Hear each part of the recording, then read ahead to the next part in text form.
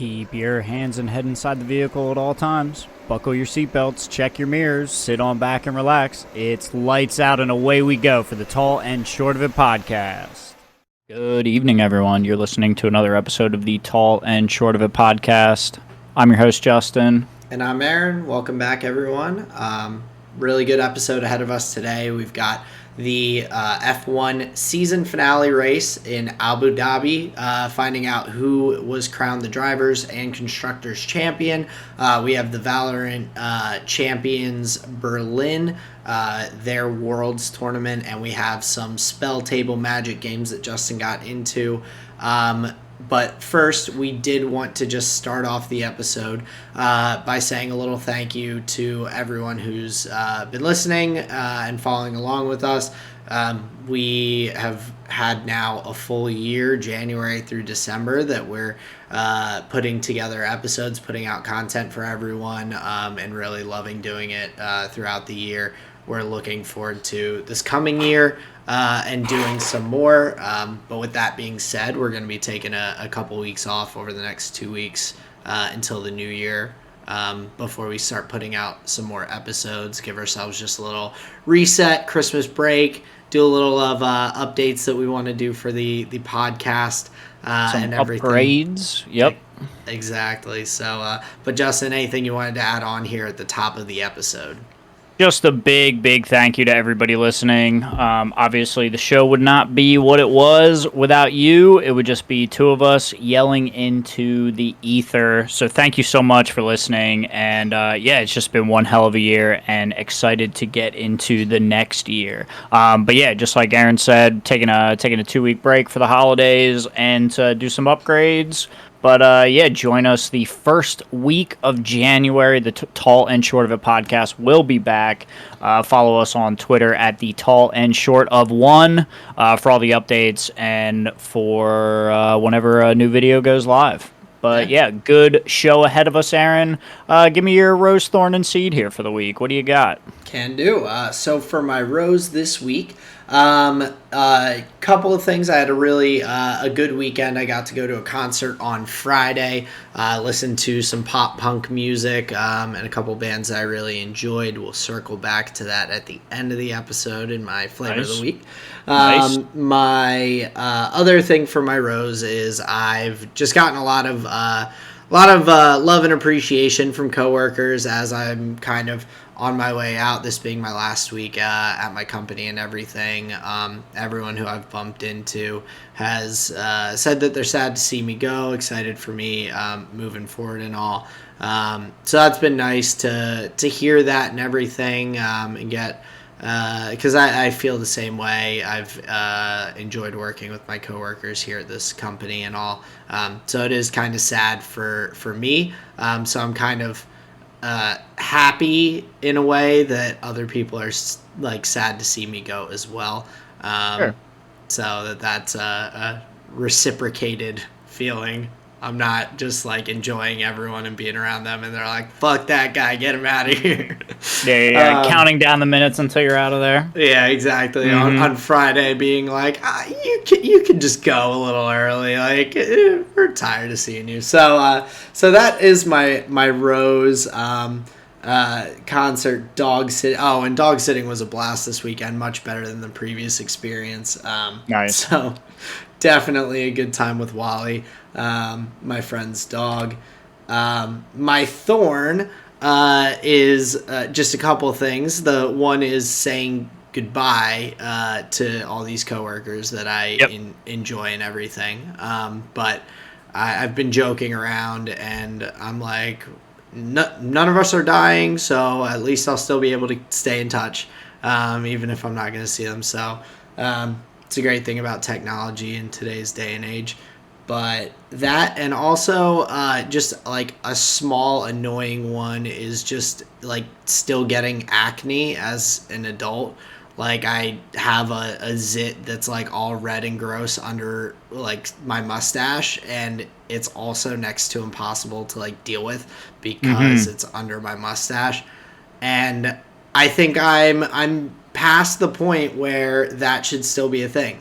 Like I feel like I shouldn't still be getting acne at this point in my life, but Well, maybe it's not like a hormone puberty acne. Can it just be a zit? Aren't they? Can't they be like stress related or like oil composition related? yeah, I just think of it all as acne. I don't like think of it as necessarily like is it? Aren't they all? Isn't that still acne even if it's just a zit, or is it just you get zits I think occasionally? you just get zits, and acne is the chronic like Gotcha. boiling of your face skin. I would call it. Mm. You would need like a skin expert to confirm, but that's been my understanding of it. Gotcha. I've always I'm no dermatologist, but I've always Right. just assumed that like acne is just like when you get zits. So, Now it seems like acne is like but then there's like because like I've yeah, heard of feels like acne like acne. breakouts, like where it's like really bad, but then I thought that that was just like you're getting a lot of it. So I just assumed it like the individual, but I guess I'm not I'm sure. wrong. Not sure. But yeah, well, anyway, whatever you want to call it, it's annoying. It hurts. Mm-hmm. I can't even really handle it because it's under my mustache and it's frustrating. So, Got to call the pimple poppers, man. yeah, no, I can't watch that stuff. That stuff grosses me out to watch. Same. Like I can deal with my own if they're like not under my my facial hair. Mm-hmm. But yeah, other people's that's just like that just it's like nails on a chalkboard. I get squeamish and grossed out. So, Yep. but I'm with you. that's my thorns. And then for my seed, I'm almost done with. I finalized a lot of my Christmas shopping and everything. Hell yeah. So just waiting for stuff to arrive, and I think like one or two last gifts. So looking forward to giving those gifts here coming up in a couple of weeks and everything. I always enjoy seeing everyone's like reactions to the stuff that I've gotten them and everything, because I really try to do a good job and all with that. So Very cool. looking forward to that with the Christmas time coming up. But Justin, enough about me. How about you? How's your Rose, Thorn, and Seed? My RTS, my real-time strategy game is kind of boring this week. So I'll start with my seed. So we have been talking previously. I've had some family quabbles, a little tiff and a little taff. But the seed of it is that I gave my dad 12 Rules for Life, a book that made a big difference in my life, and hopefully it will give him a better idea of the like ideas that I've been working with and the things that I've been doing my best to put into place in my own life, so he can better understand where I'm coming from when we're having conversations like about family and family values and whatever. So I thought that was a pretty cool seed. He accepted it very graciously, and I think it was a big step, so that was fun. My thorn for the week is a overall good thing for the pod. Updates and upgrades coming for the Tall and Short of It podcast. My thorn this week is we're going to have to teach ourselves how to graphic design. And I'm very much looking forward to it. I think it'll be fun. I'm not going to be going the route of paying anybody on Fiverr, and not going to have to outsource any of that kind of stuff. We're gonna fly by the seat of our pants with it. So I think it's a thorn overall because it's probably going to be tough, and we're probably going to have a lot of quacks. But yeah, overall, I'm looking forward to it. Yeah, but I definitely feel you. Like figuring that stuff out can be kind of frustrating, but I think in the long run, like you said, good thing for the pod. And I think us knowing how to do that is just more beneficial in the long term to nail everything down and everything. So, yeah. Well, and then it's like all the same flavor, like our style will come through, and then it'll be like part of the aesthetic, because let's say we go on Fiverr today and say like, oh, can we get a logo and da-da-da. Maybe in a little bit of time, we may want to change something. what if that guy's not doing it anymore? We can't find him. He's not available. His style changes. It's like, now we're kind of shit out of luck. We're stuck with this thing that we might not like. So yeah, I think just doing everything in-house will be fun and exciting. And then my rose is Update 5 and Satisfactory came out. And that's a game I've been playing for a little while. My world is building up. Overall, I'm not going to like go into it at all. But the one thing about Update 5 is it's been the holiday update. So there's a bunch of things that you can do on your conveyor belt lines. That's like you're printing like Christmas trees, candy canes, like Christmas ornaments. So there's like these massive machines printing out like holiday bows and like Christmas presents and stuff, where previously they were pumping out like steel ingots and beams and whatever. So it's actually this like really funny take on the holidays.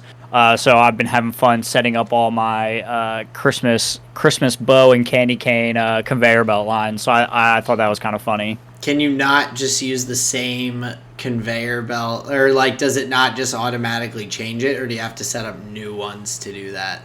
No, you have to set up new ones. It's like this whole development tree, because the idea is at the end is you'll get something that you can use for when it's not the holidays. Like if you go down the whole production tree, you can, you unlock like a gameplay element. Gotcha. Yeah, so that's been kind of fun. So that's my rose, is having fun in Satisfactory. But let us move on from all this life milieu. We have a very exciting finale to the Formula One 2021 season. Aaron, what'd you think? I'm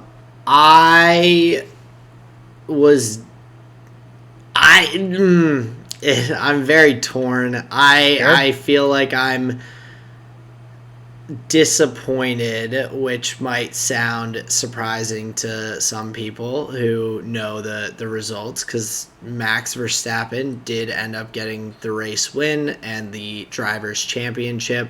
And people might be thinking, Aaron, why is that like a bummer for you? You've been rooting for Max, pulling for him.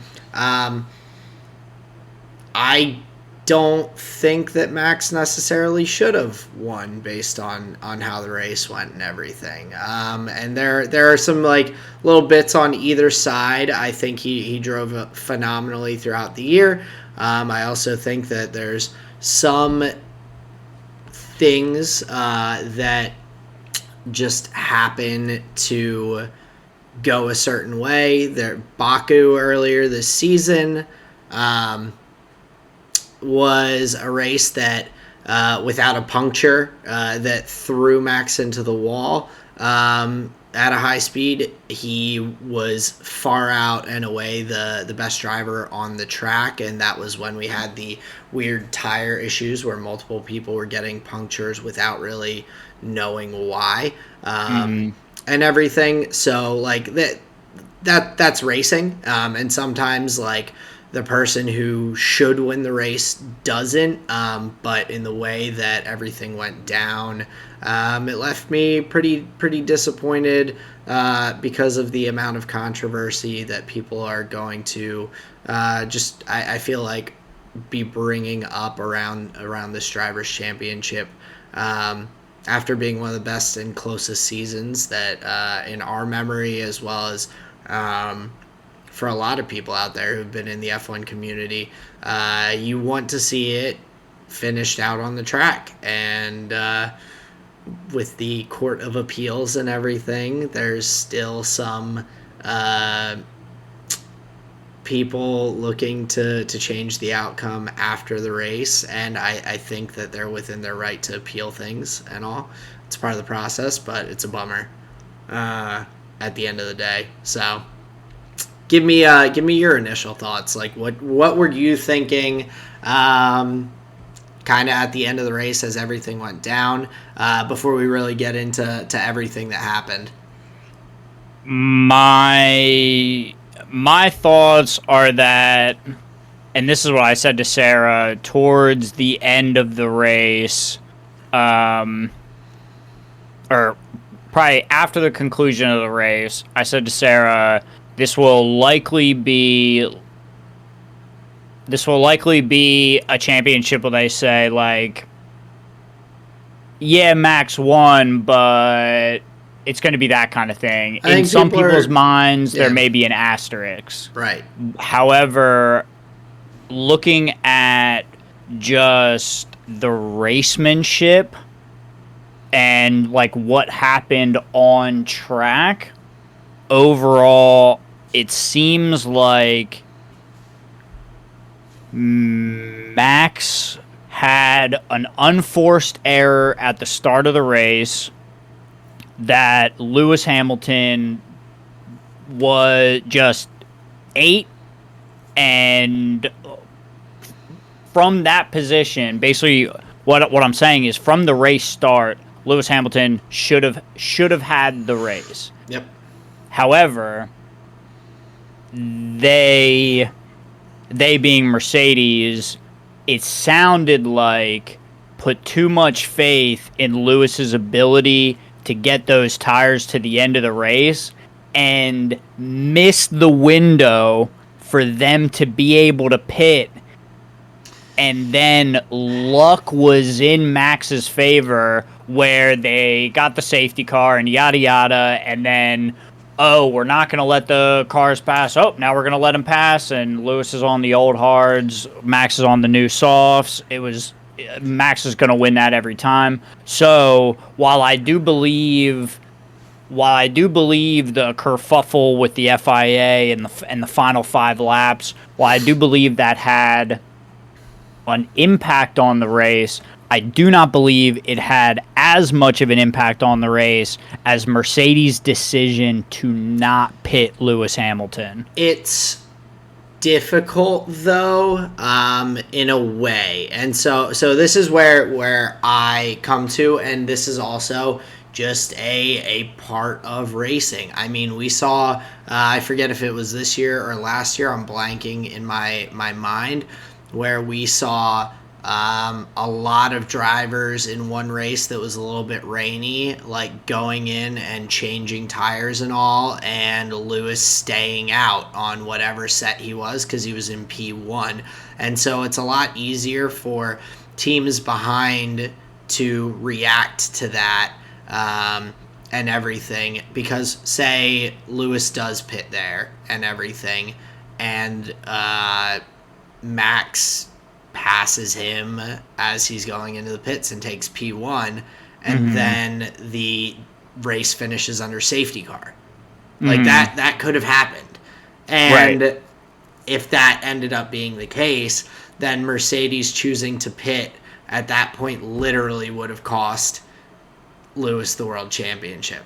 And so it's hard for them to make that move when they're out front, in the potential that something goes wrong, they lose the place, and then Max just gets an automatic win at that point because you just don't know.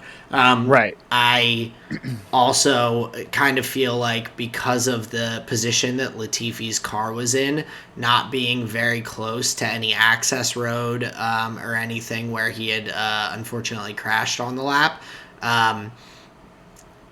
I think that Mercedes probably did expect that, like, the race could finish under safety car too.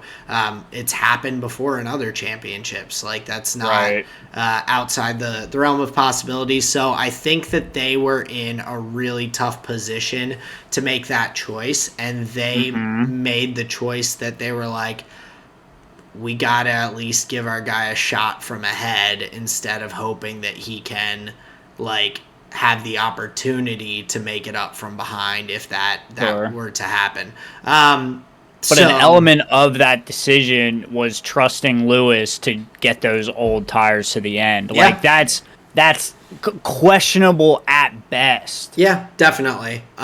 It's very tough to say. But you're completely right from the start of the race. Like, we see, like, It should have been over. And I even said to Sarah halfway through, I was like, "Oh, this is over. This is just a normal race." And we were in a position where like it wasn't.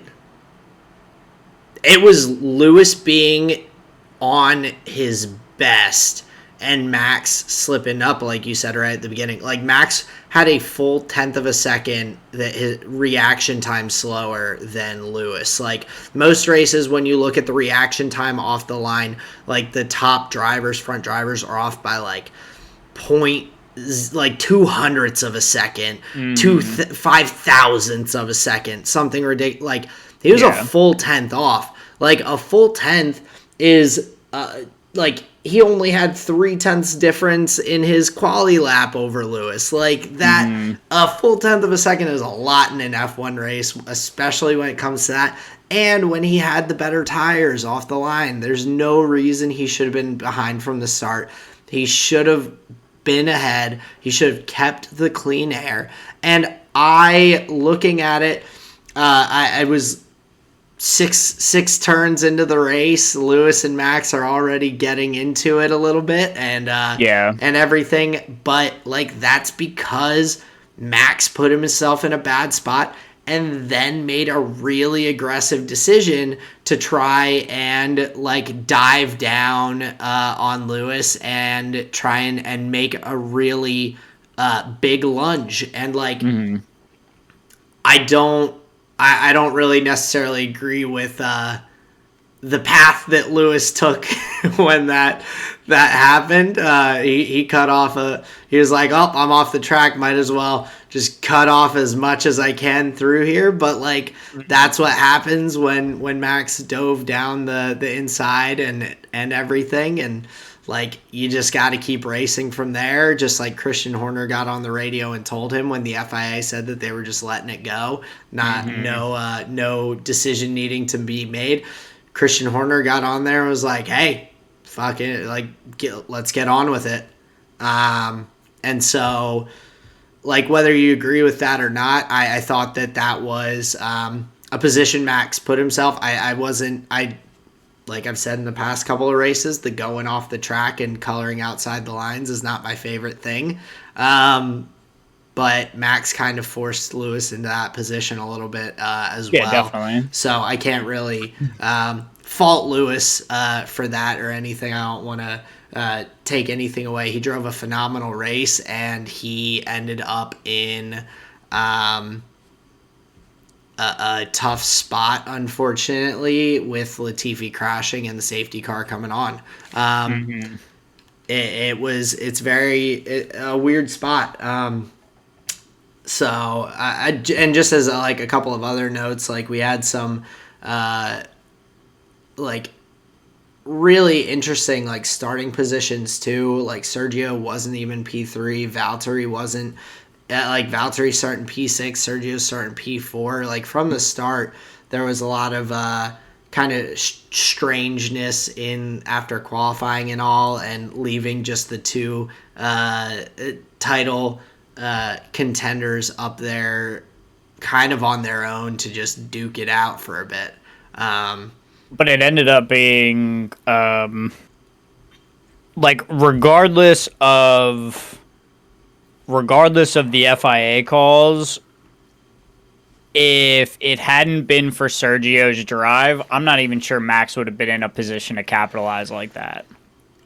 I think he was the driver of the day. Sergio was the goddamn hero. Oh, he was. And I mean, I think Max would have ended up in that spot just due to the fact that the safety car, like, piles everyone together. I think Max would have been in P2, albeit much further behind. And if everything else went as it did, he eventually would have gotten bunched up right behind Lewis as well. Sure, okay.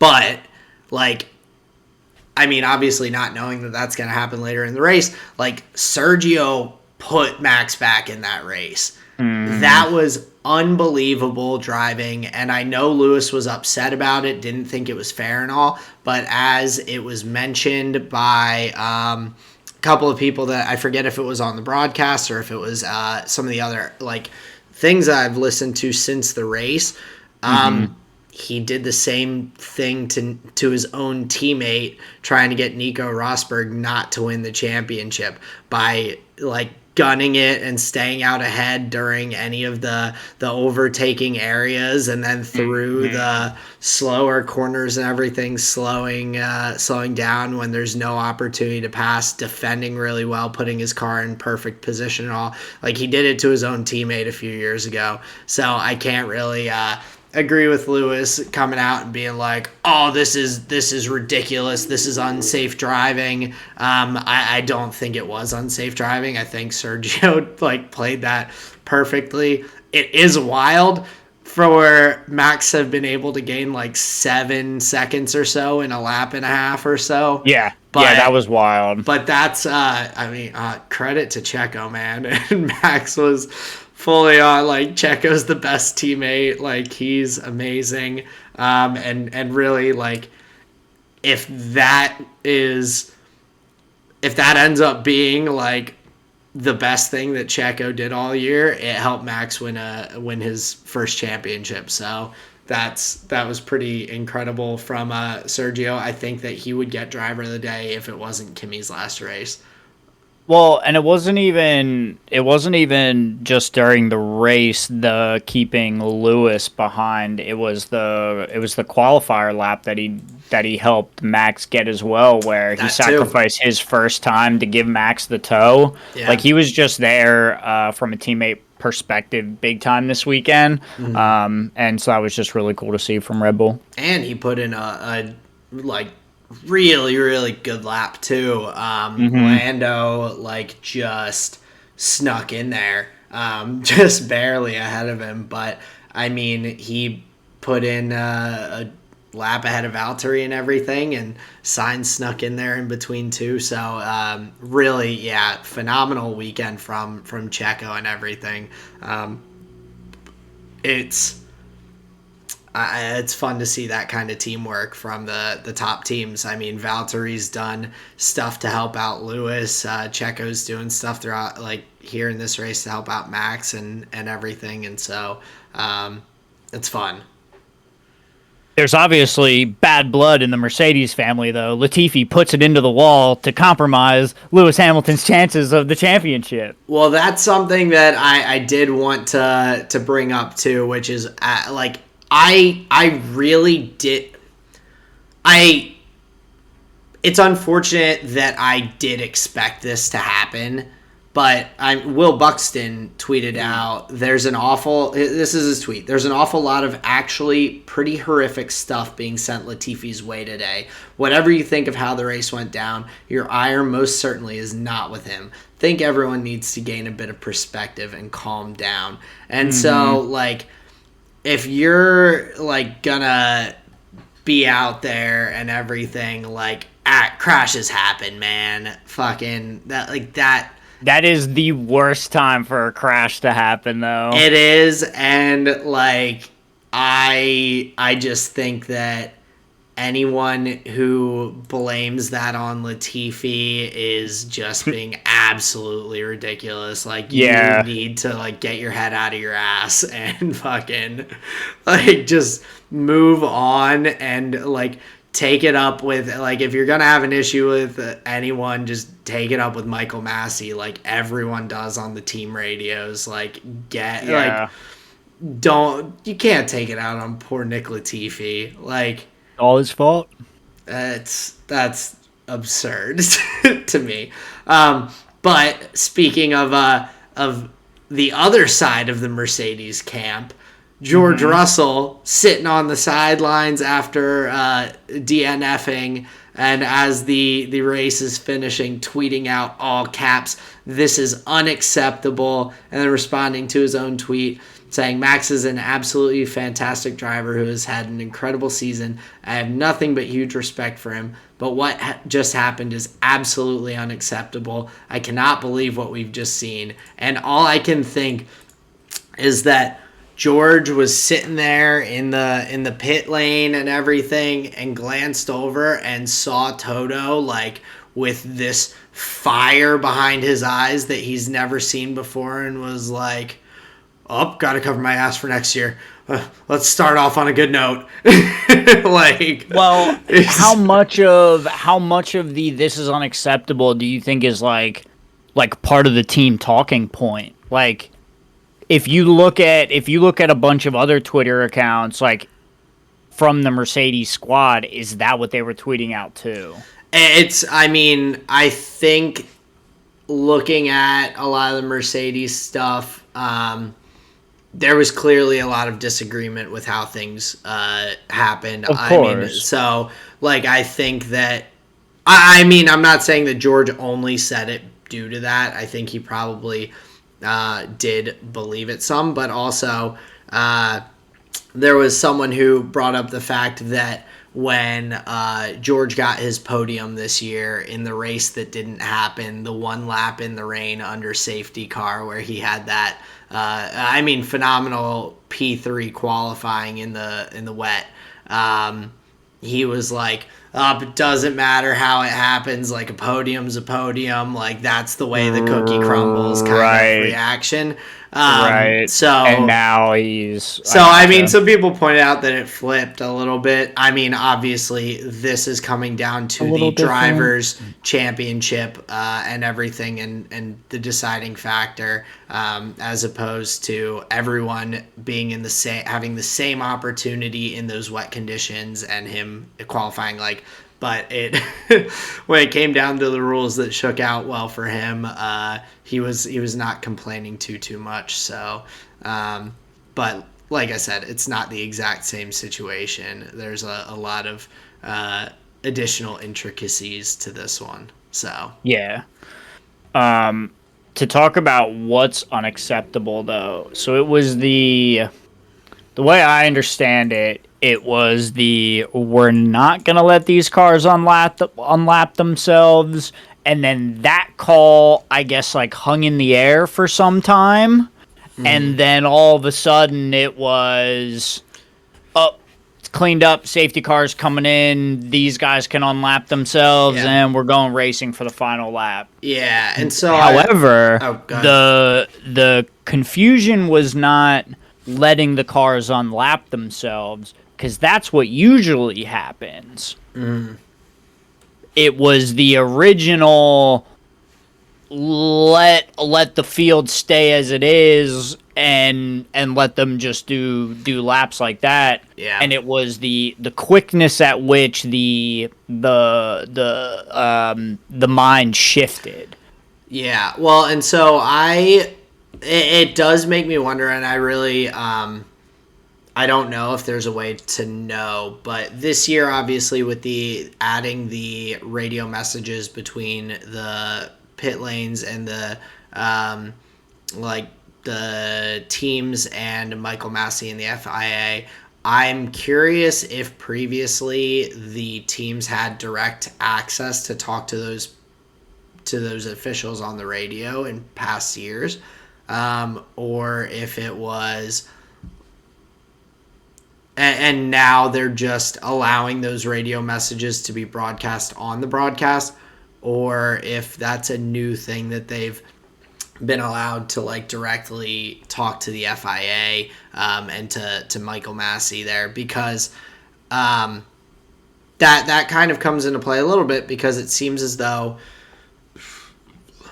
Christian Horner and the Red Bull camp kind of talked Michael Massey into allowing the lapped cars to unlap themselves, to allow for the opportunity to get racing and everything, and Which have really would like be yeah. consistent with what they normally do. So Red Bull was pushing them to make the call that they would normally make because Exactly. it was in dry conditions. The Right. one thing that I heard the casters say was that sometimes they don't do it in the wet. Yeah. And Yeah, and okay, like continue. in this position, the other weirdness was only the cars in, but it was put on the broadcast, and that only the cars that were between Lewis and Max were allowed to unlap themselves. Like Right. that was, I mean, I believe 5 cars from like Ocon through Stroll. Yeah. So P9 through 13.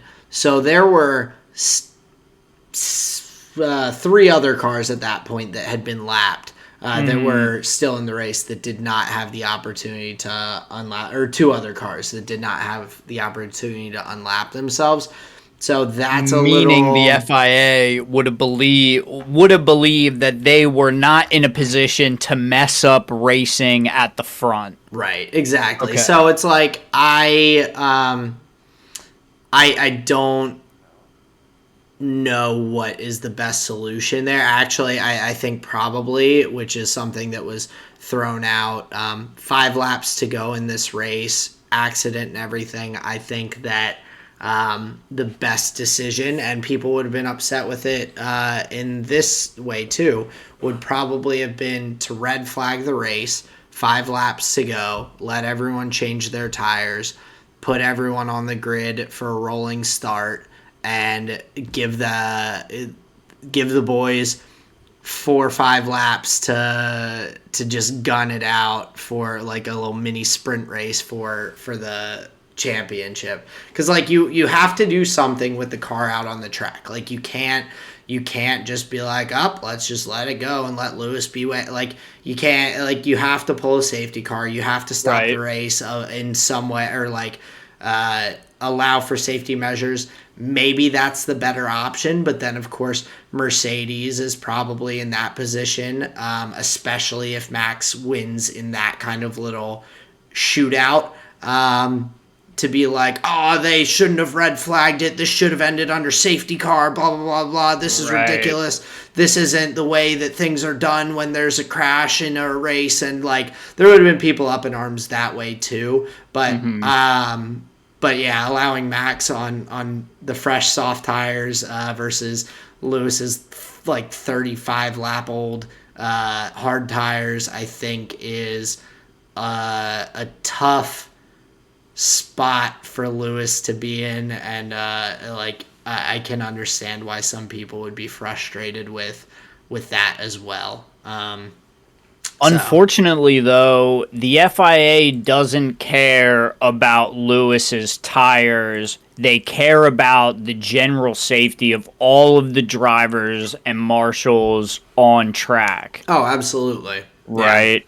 Yeah. And that's why we go back to the original point where I said, like, if there was a window for Mercedes to pit where they didn't lose the spot to Max, they should have taken it where they didn't, because like it was a series of unfortunate events where they were kind of left with their pants down, and the FIA was still the first time either. Like they did that previously as well.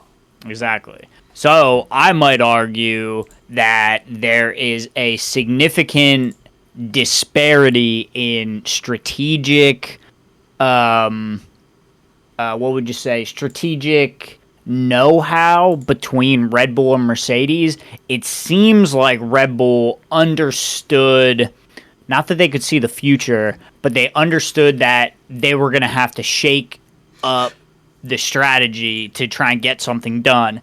And just in that understanding of how to race, going on to the softs, the series of unfortunate events that happened later actually ended up in their benefit. Now, obviously, these things are hindsight's 20/20, and you can analyze once you have all the information. But what I'm saying is, like you had alluded to, if you use some historical data, you'll see that Mercedes hasn't gotten the tire strategy right enough times for you to look at it and say, that might be a red flag. That might actually be a red flag, and all this hubbub to the FIA, all this, no, Michael, no, Michael, no. Like, that's actually Toto saying, like, hey, don't go with the rules. Don't go with the rules. Give us the race, please. Do you understand? You'll take the race from us. Yeah. There is something in the air that tells me Mercedes has greatness in a lot of areas, but they are not invincible. And a race like this, really shows that they did not consider all the angles and they put a little too much faith in Lewis. Yeah. And I mean, also, is that fair to say, do you think? I think so, because also, like, you can think about it, and like Lewis's car did just seem a little bit faster today. And so if they had, it was 4 seconds faster. It was like 5 seconds faster. Especially like on the straights and everything. So yeah, like if you think of it that way too, and like Lewis pits and they end up with a 1 lap race off with Max and Lewis on new, fresh, soft tires, like Lewis might win in that scenario. I think it's a little bit of the weirdness of if it finishes under safety car, but I also think that there's a kind of a precedent that the FIA has set to some extent, that they do want this to be finished by racing. They didn't want it to be finished under the safety car and everything.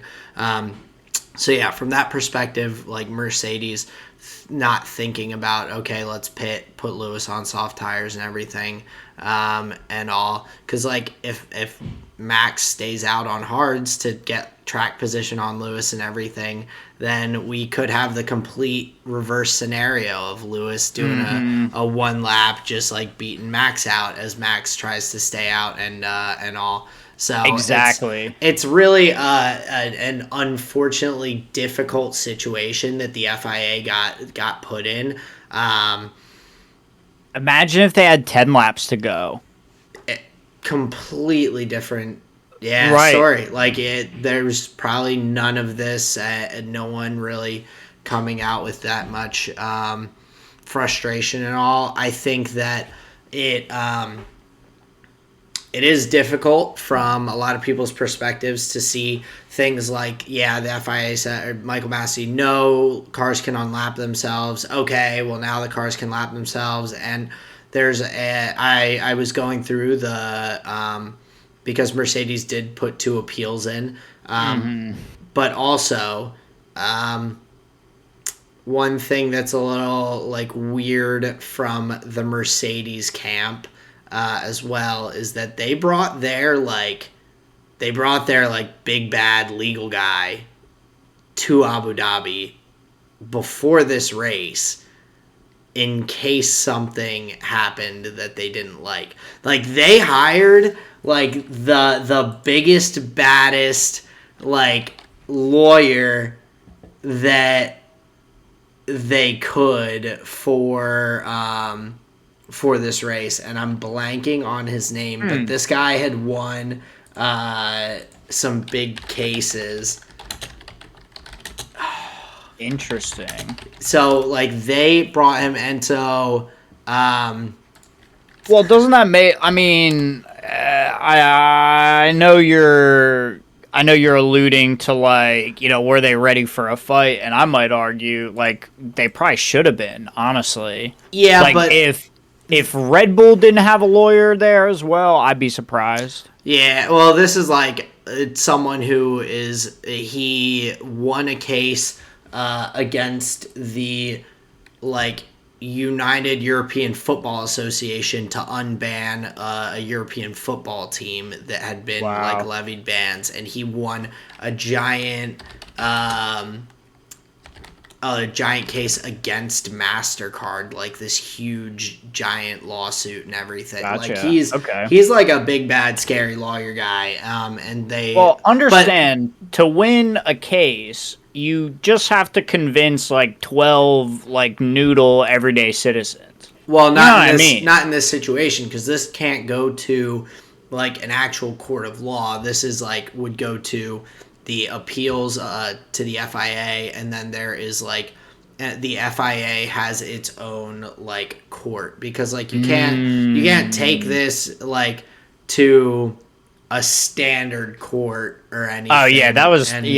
So, they would have like a tribunal of some kind. Kind of, yeah. And so it also kind of blew my mind that the FIA has their own like internal court system. Like that's kind of wild. But yeah, like I mean, if Max had like dive bombed Lewis like at the beginning of the race, then like Max wins the title because he had the tiebreaker of more wins during the season. Like, Right. even though they were tied in points, Max had the tiebreaker. So I think they were more thinking that kind of thing might happen. But yeah, I just was like, when I heard that they had brought this guy with them, I'm like, obviously they couldn't predict the future or whatever, but like, they were ready for anything. Yeah, very much so. So, I mean, nonetheless, I am very happy for Max. I just do. I think that all of this commotion, controversy, and everything, I think it takes a lot away from both Max and Lewis, honestly, for having driven as competitively and as well as they both have all season. For it to come down to all of this like back and forth arguing in a courtroom. Or in a like appeals, like whatever you want to call it, Appeals court. after the race is finished. Yeah. It takes a lot away from them, unfortunately.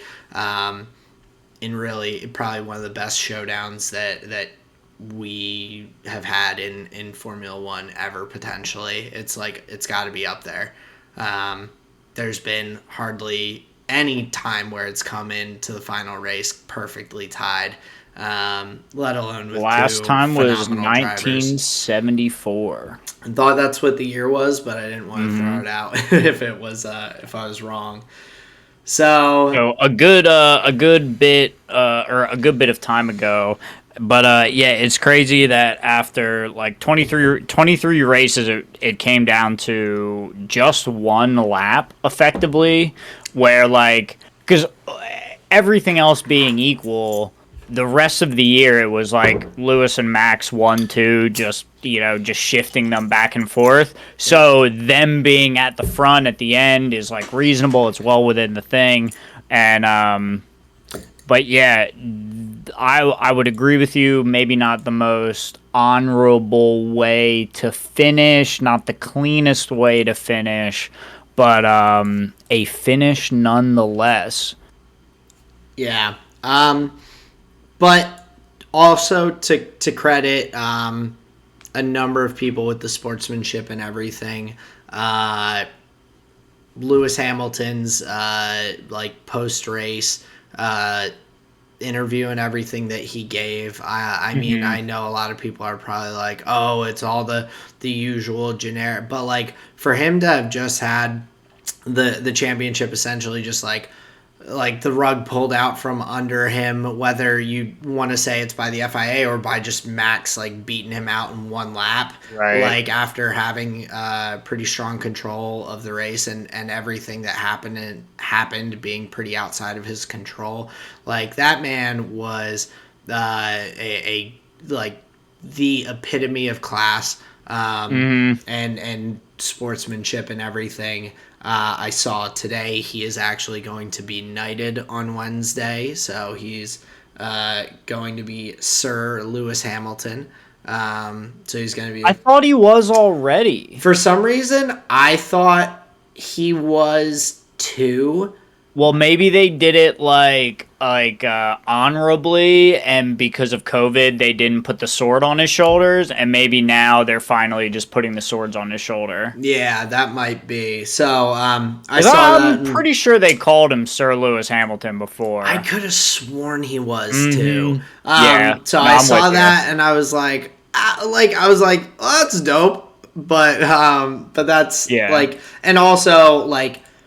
Lewis's dad is clearly also just as much of a man as he is, because you saw on the videos Lewis going over his dad really talking to him like a lot and everything, and probably being like, I can imagine that he's like, hey, like it's unfortunate, it is what it is, you're still like have shown how amazing of a driver you are. You still left it all out there on the track and did everything you could.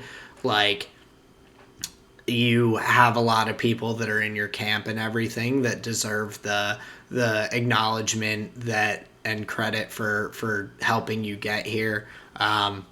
Go out there and be the person you are. And so like I imagine it's somewhere along those lines, because his dad went over and congratulated Max. Lewis congratulated Max, and was just like really it was.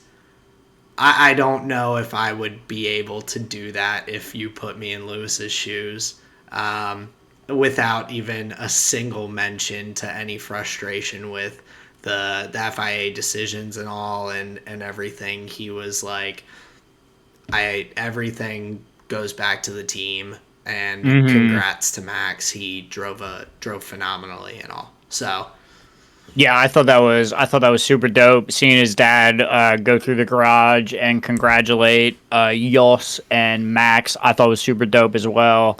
Yeah, obviously there was no bad blood there at the end up on the podium during the interviews. So yeah, I think it was super cool. There was an air of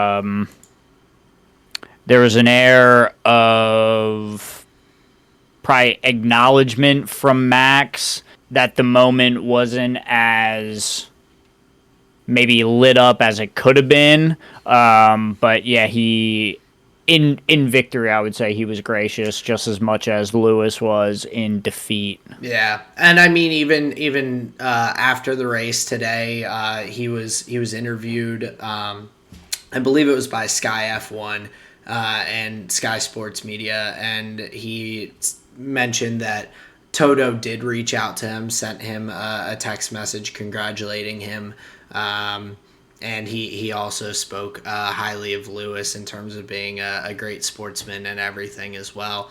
Nice. So the love, definitely, I can imagine.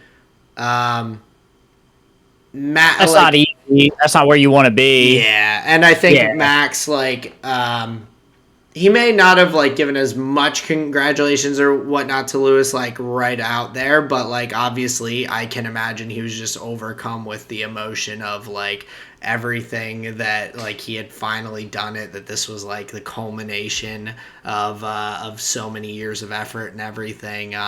But I do agree that he was very gracious still nonetheless, and like also afterwards recognizing those things as well. So I thought that was also good that he put that out there, that like Toto had reached out to him and everything, that there was no beef between them in terms of that and all, that he kind of, I mean, Toto, I'm sure, is still upset. I'm sure the Mercedes side still has some. But there's no way it's going to be at Max and right, Red exactly. Bull. Like you can't. There's no way. There's no way you could parse what happened and say like, yeah, that's Max and Red Bull's fault. Right, exactly. Yeah. So it was just good to see nonetheless, and also just like the race, our episode has completely gone all this way without even mentioning that Carlos Sainz finished P3 and got a podium there at the end. And I mean, I know there was plenty to talk about. It's just funny because they've talked about it throughout the season. They talked about it from a number of other people that I've mentioned. Carlos Sainz always seems to get forgotten. Like, he's hardly gets any airtime on Drive to Survive. Like, there's just all these things that he just kind of slides under everyone's radar. But he finished P3 and ended up, by doing that, passing Leclerc in the driver's standings in his first season at Ferrari, which is like extremely, extremely impressive and really awesome overall to see him putting in a really amazing performance like that. And then Lando ended up with a 1 point ahead of Leclerc as well, sneaking his way up into sixth in the driver's standings there. And that stuff tends to just matter for like sponsorships and like invitations. I'm sure there's got to be some sort of prize money too, that like sure, in regards to or like maybe bonuses. Like I can imagine that like Like Carlos in is getting McLaren bonuses, yeah. in McLaren, in Ferrari, like Sainz probably gets a bonus or something for beating his like number one rival, which is his teammate. It's always going to be Right. an F1. So that's pretty awesome that he was able to get that podium. And everything at the end of the race. A lot of like people sneaking up there. Friggin' Yuki and Pierre finishing 4 and 5. Yuki getting that P4 is awesome.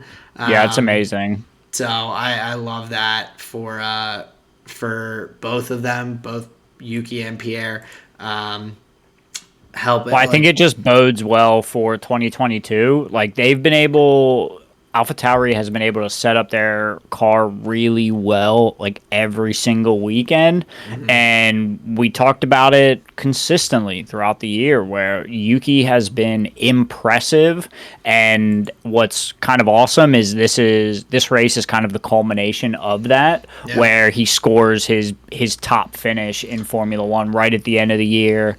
And it is pretty good to see because we had very high hopes for Yuki, and if if AlphaTauri can put together a good package for 2022, I think we're going to see Yuki up there more. Yeah. Because he's got it together clearly. Well, and he's of course like he's got some room to grow and everything, but yeah, sure. for this season to have grown to put him in that spot here at the end and everything. I mean, he's only ended up 2 points back from Lance Stroll overall in the drivers' standings, which is really amazing for him. So I think we have a lot of great things to come for Yuki, and I'm excited to see them next year as well. Agreed. So that's really awesome. And then of course the other thing with the gentleman ahead of Lance Stroll, Sebastian Vettel, most overtakes of the season, baby. I find that as such a weird stat a little bit because the top 3 people in it are the oldest 3, or I think 3 of the oldest people on the grid, 3 of the top 4. But they're the midfieldiest of the midfield, meaning so how many of those overtakes are like nailing somebody in a corner, and how much of them are like race starts, you get 3 people on, like you go on the outside of like turn 3 on a track, you get 4 people. Yeah. I think it's by virtue of their age, so they're able to navigate and stay out of trouble. And then B, I think it's just by virtue of where their car was on the track, they were going to have more opportunities to overtake. Yeah. Like if definitely.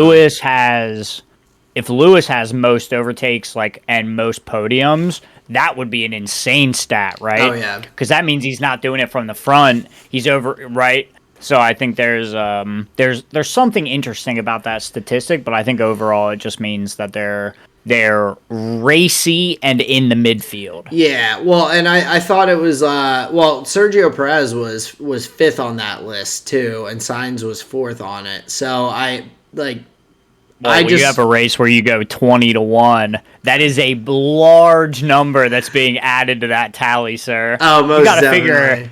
You got to figure how many of them are like 2, 3, 4, 5, 6 a race. Yeah. When you get 19, yeah, son, that's for sure. But I think I was looking at it too, and like the fact that it is like 3 of the oldest guys on the grid, like you're right. It speaks to their like what I think most people call racecraft. Like they may not always put that one quali lap together, or maybe their car's not always gonna be the fastest in that one quali lap. But yeah, when everyone's bunched up and everyone's close together on starts and on like in different positions and everything, the fact that they're able to keep their nose clean and just get around and move through the pack so well is pretty cool, and it speaks to their experience and their knowledge of like what to do and reaction to situations that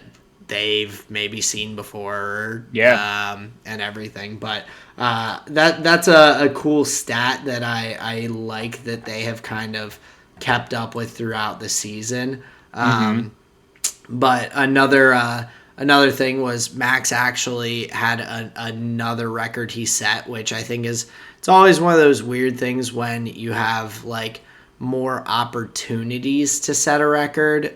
He had the most podiums in an F1 season, 10 wins and 8 second place finishes, so 18 podiums. No P3s, which is also a fun stat for that. But when you have an extra race, that gives you an extra opportunity. It's kind of like when in the LCS they were like, oh, like Cloud9 has the most regular season wins in the North American LCS record in a season where they played like fucking 30 some 25 games instead of 22. Yeah, like Right. it's like, well, yeah, no one's gonna, so now you have to start like looking at, okay, what percentage of races did they get a podium or get a win in instead, because you can't necessarily compare side by side, as some seasons of F1 have had more or less races and everything. So And like way less. yeah, Like historically, I think there used to be like 11 or 12 races, something like half the season. yeah, And like scoring differences and everything. So yeah, when comparing historical data, it can get wonky. yeah. So, but a cool stat nonetheless. Sure. I thought, when I saw it, I was like, it didn't click for me like throughout the season that Max had not gotten a P3. He had only, when he podiumed, he was P1 or P2. That was it. Like that's Well, kind of, Valtteri is reserved for P3. yeah, true. That's his spot. Yeah. So that was definitely a cool one, but I guess any other like people that you wanted to mention? I mean, we haven't mentioned Kimmy, his last race, unfortunately not finishing. I was pretty bummed, but He didn't even care. It was so funny. He was just like, yeah, whatever. yeah, I think he was like, I thought Alfa Romeo's like thing on this that they put on the side of his car, the decal that said like, thank you Kimmy, we'll leave you alone now, was just perfectly fitting. I found that hilarious. So I definitely did want to mention him. I'll miss him from the sport. I don't know if that many people at this point will. I think some people will just be like, okay, like it is time for someone new. But Kimmy's like nonchalant attitude about everything except for when his water bottle disconnects during a race was pretty Well, we've heard some me. really fiery messages from him. Yeah, you either hear nothing from him or you hear that one like freak out message. So like it's, I find it entertaining just because you never know when it's going to come up, but when it does, it's like always, I just get a kick out of it. So, I have the feeling that what's the gentleman's name? Guan Yu Zhou. I don't know if he's going to be as fiery as Kimmy, but definitely Kimmy will be missed. Yeah, definitely will be. Mazepin not getting to start the race, unfortunately, because of positive COVID test result. That Omicron. So definitely sucks there. I'm hoping that next season we are at a point in terms of COVID and everything that there's less of a concern of that kind of thing happening. I just hate seeing people miss out, even though I'm not the biggest Maz fan. I don't want to see people just like not race because of things like that. Like that sucks. Yeah, I agree. So yeah, but any other points, any other drivers that we didn't really get to that you want to talk on? I don't think so. No, I think we hit all the like main points of the race. Cool. Well, I guess that does lead us into some esports talk and some commentary before we get into the Valorant. Though I did want to mention a crossover episode because Lando Norris and Team Quadrant have signed an esports roster and entered Halo. So Lando is a part owner of Team Quadrant, and so they are diving in and signed in their roster. So they'll be competing at the HCS, the Halo something series, Raleigh. I don't know what the C is, but they have a roster lined up for that. So I thought that would be a good little crossover note as we go into other esports. Unfortunately, man, I don't know if Halo is something we can get into. The broadcast is terrible. It's so hard to watch. I don't. So Lando Norris or not, I don't know. I don't know if we'll be getting into it, but I just found that as a fun note that he'll probably be hopping into some of that, doing some more streaming during his break and his off season and all. So well, that's good. You get all that big F1 money. You better be putting it somewhere, dude. That's cool that he went and bought an esports squad. Yeah, I thought it was cool. The Halo like team design skin or whatever for Master Chief and all is the same color palette as all of Lando's, like neon green, yellow, and black kind of colors and everything. So it looks like it fits right along with his standard at this point. So nice. But I just thought it was a fun point to note and everything before we jumped into the Valorant. So sure. We had the well, I guess we would have had half of the quarterfinals done the last time we talked. So pretty much the whole rest of the tournament happened since the last time we were here. So we had the quarterfinal, the second half of the quarterfinals, the semis, and the grand finals, which was a best of 5. And the top half of the quarterfinals we had already talked about, which were the double 2-0s. But what I found most interesting was the bottom half of the bracket, which was the Crew eSports versus Fanatic and the Gambit eSports versus X10. Yeah. I thought the storylines there were really interesting, and then the semis had some really exciting stuff going on. Mm-hmm. So if you missed it, go back and watch Valorant Champions Berlin. Super exciting. But yeah, let's get into a little bit of the quarterfinals and the semifinals because I think there's some fun stuff there. Yeah, absolutely. So I guess talking about the first semifinal match that we had the Gambit versus the X10. I thought that was a relatively, even though it did go to all 3 maps, I felt like that was a relatively still kind of standard like way for that to go. I mean, Gambit won Fracture, their first map, their pick. X10 won their map pick, both in 13-7 matches, and then in the tiebreaker, Gambit going down and winning Breeze 13-7. It was just kind of that back and forth, and I think in that position, Gambit was definitely the better team, but you kind of hope that, like, if they're the better team, that they can pull off an upset on the other team's map pick as well. So, and what's so interesting is how much the casters do focus on the map picks being like, oh, this is this team favored map and a that team favored map. I have a hard time buying into that narrative overall. It feels like these teams would just be playing them the same amount. Like, I can't imagine they're like, all right, we're going to get all of our W's on Ascent, and we're going to spend 0 minutes on Fracture, everybody. Well, I don't think it's as like...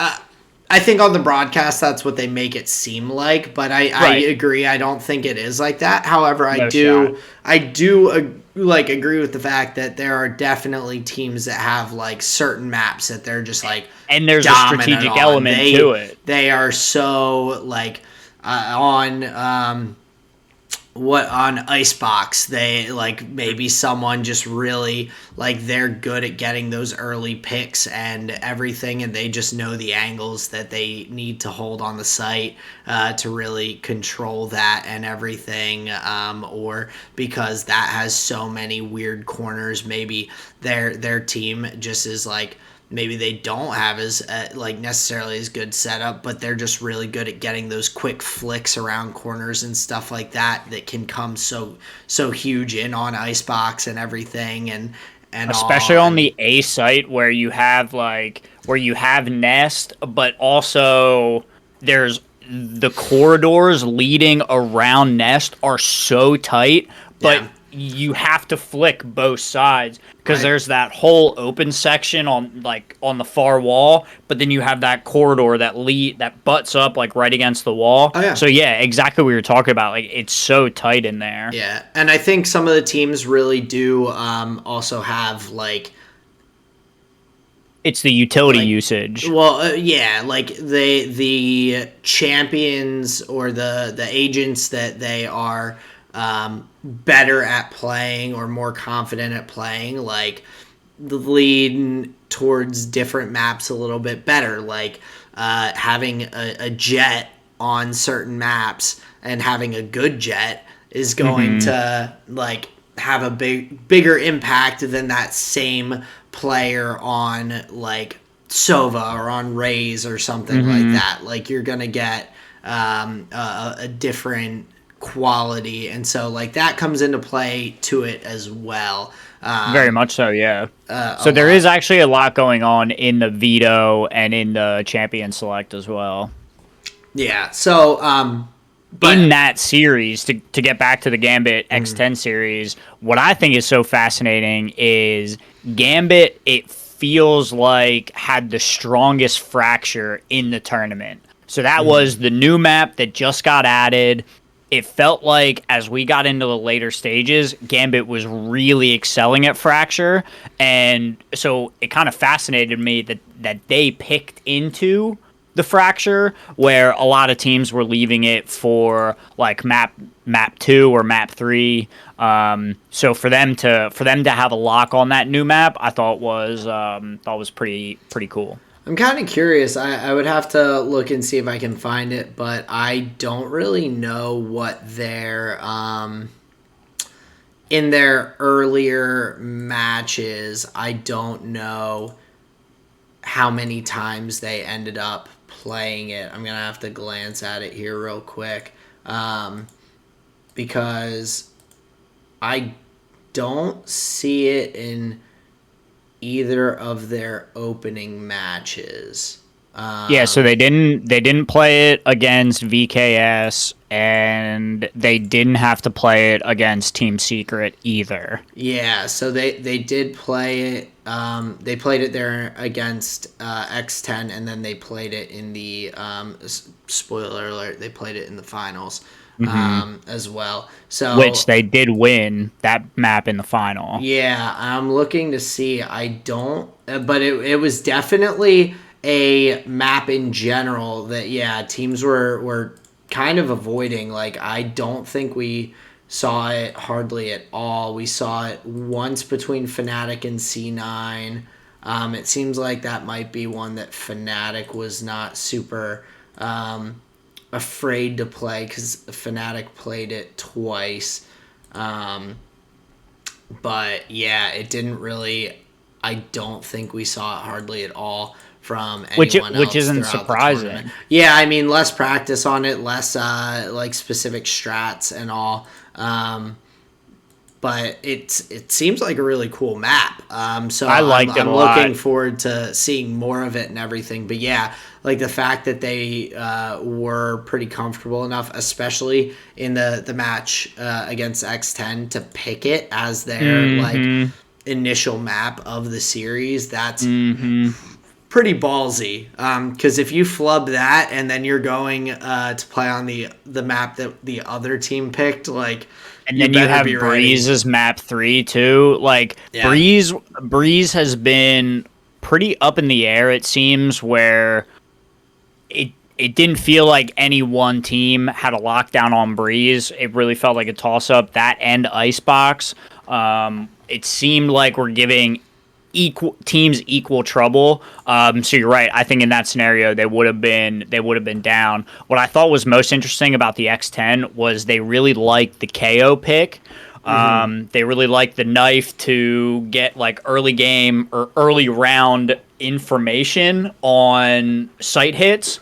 And I think X10 used KO pretty well. The one thing we'll note about Gambit is they opted for one duelist, no jet on Fracture. So there's something about the long lines and I think Tower that they liked having the raise, the blast packs and the rocket launcher. So just some interesting things about champion picks for that series. Definitely. I think that's a good point to make too, because with that big open area in the middle of the map, the jet really doesn't the abilities from Jet really are a lot less useful in that position. You're not throwing your knives like all the way across that gap to try and snipe someone out. Like, you're just gonna get opped in the head and you're gonna be gone. So it's big time. So definitely like the adjustments from them and recognition of what they're doing on that map compared to, I mean, in that case, X10 taking the jet on their side and everything. So Gambit really like going for that utility, the Cypher, the walls from the Sage and everything, the Breach and the Brimstone as well. Like, they really did like, and we've seen throughout this tournament the utility and the phenomenal use of it in these matches, and they were like, this is a map where utility is king. Yeah, big time. Well, and it was definitely, especially with the Brimstone plus Cypher, that's a lot of smokes and a lot of like one site hold and lockdown. So I think that's become kind of the Gambit signature, is a really, really strong defensive side, no matter what the map is, and their champion picks there kind of show that. So Gambit takes that series 2-1, and interestingly, though, I think this is the storyline that was most exciting, was the Fanatic versus Crew eSports quarterfinal, and then leading into the next semis. So Fanatic is like team to beat, could have been favorited. Boaster and Shazam, or not Shazam. What's the other dude's name? For Fnatic, Boaster and Durka, or but Doma. Is there anybody that starts with an S on Fnatic, or am I just crazy? There's not. It's right, Boaster, Doma, Mystic, Durka, and Magnum. But I feel like Boaster and Durka were kind of the primary carries, at least in the maps that I was watching early on. Yeah. But yeah, like, that is a really, really strong team that had looked really pretty solid going into the quarterfinals and everything. Crew, like, I mean, they beat Sentinels, but seemed to kind of have snuck in. I mean, that, like, not in a negative way. Like, they upset one of the favorite teams for the tournament, but I don't think most people expected them in this quarterfinal matchup and everything. So I would assume that a lot of people also just still had them kind of as the underdog in this position as well. Very much so. Well, and that's what was so exciting, because they only got here because they beat, like you said, they beat Sentinels 2-1, which they should have lost that. Like, on paper, Sentinels is quote-unquote the better team. And then, so they move on from there to play Fnatic, who, again, on paper is the better team. And again, take them to 3 maps. They even go into overtime in the first map on Haven. They won the first overtime. Yeah. And so we were just talking about the Crew Fnatic. So what was super interesting, let me find my thought again. Okay, so first map on Haven. Yep. Yes, and this is super important going into then the next series. So it shows their resilience in longer games, longer series. So they were able to keep their composure in these games. It's map 1, that's fine, but they weren't giving up in these later rounds, and most teams are going to be at their best when everybody on their squad's getting a full buy. And that was very evident with the Crew squad, where they go into overtime and they got a couple of rounds pretty quickly. The whole overtime scenario didn't really phase them at all. They lost on Icebox, which 13-6, that's not really the scoreline that you want to see, but like I said, the Icebox is pretty tough, and they did bring double duelist. Yeah, and that's a interesting pick. I feel like I think the duelists are definitely valuable, but in Icebox, where I was talking about, there's so many corners, there's so many areas where you're having to flick around and everything, so much open area. I feel like utility can be so extremely valuable in those positions, to be able to provide some cover, to sneak through and make it into different areas of the map. You're really... I feel like that's just very valuable. And so kind of moving away, they did have some picks that could help them in the position, once they got into post-plant scenarios, especially with the Viper being able to put down the poison and everything, having the Viper was a pretty influential pick overall in the tournament. Yeah, and I feel like Icebox was a map that that was extremely strong pick on, due to the areas where or due to the A and B sites and everything. Mm-hmm. So that Viper pick just covers up pretty much the whole A site, which is crazy. Yeah, but you're really just hoping, I think, at picking the way they did, that your Reyna in that position is going to be picking up a kill early on and being able to easily heal up and put yourself into a 5v4 position. I feel like that's kind of a risky way to play, and I don't know if that's I don't know, I haven't watched enough of Crew's maps to know if maybe Icebox isn't their best one, so they're going for the high risk kind of play, hey, let's try and close it out. Yeah, let's try and get ourselves the advantage and get a quick pick and have our Reyna overheal to be able to just have the 5v4 with some full health players. But it seems like that is kind of what they had as their potential strategy with the double duelist. But did not work out, unfortunately, in that map. But really bringing it back for Split, the final map, and getting another upset over another big team in the tournament of Fnatic, to take that series 2-1. And then the big moment in my opinion, I think the Breeze Ascent Gambit versus Crew, the first 2 maps were okay, but just for the sake of time, the most exciting was Bind, 18-16, 5 overtimes, and it just went back and forth. And you always had this sense you always had this sense that it could have just kept on going. What ended up really tipping the balance was Gambit won an attacking round, which put Crew on attack for the next one. Gambit, like we had talked about, very strong defensive team, and they just shut it down. That gave them 2 in a row, and they took it in the 5th overtime. But it was such a fight from Crew, and for them to go all the way from a group stage upset, do it again in the quarterfinals, and push Gambit, the previous Masters winners. So they were like their team to beat, to push them all the way to, what is that, 18 to 16, what is that, like 34, Yeah, 34 rounds.